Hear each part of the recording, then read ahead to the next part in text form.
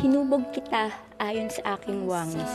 Hiningahan ko upang ikaw ay magkahugis. Ipinagkaloob anuman ang iyong ninanais. Subalit, bakit pinili mo pa rin ang umalis? Bakit anak? Saan ba ako nagkulang? Kahit na napakarami mong pagkukulang, iyong panalangin aking tinutugon. Ngunit, bakit tila sa ibang bagay ka pa rin nakatuon? Hindi ka makatayo sapagkat kapos sa lakas. Hindi ka makahingi ng tulong dahil nagmamataas. Imbis na sa mabuti nagpasakop, bakit sa masama nagpakupkop? Anak, nanaisin mo bang ikaw ay mapalayo sa akin? At ang kaaway ay ikaw ay angkinin? Handang gawin lahat upang ikaw ay mahiwalay sa pag-ibig kong walang kapantay?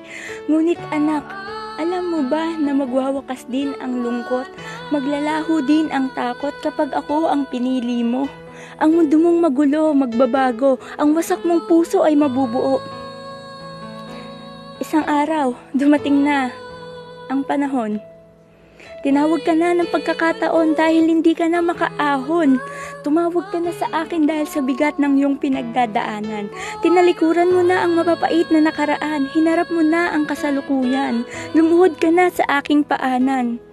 Muli kang nanumbalik sa aking bisig dahil hinanap mo na ang tunay na pag-ibig. Pag-ibig na sa akin mo matatagpuan. Matatagpuan ang pag-ibig na kailanmay hindi mo mararanasan sa iba. Sa iba na binuhos mo ang lahat ng iyong pagmamahal.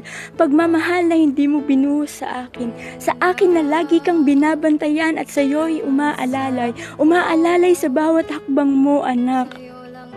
Anak, magpatuloy ka. Ibigin mo ko ng higit pa sa buhay mo. Pangako, hinding-hindi kita sasaktan magpakailanman.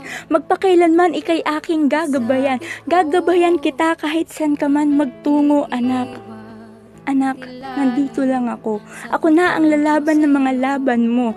Laban mo sa buhay na minsan hindi mo kaya dahil mahirap. Mahirap kasi mas pinili mong lumaban mag-isa. Mag-isa na hindi mo inisip na andito lang ako. Ako na ang poprotekta sa'yo.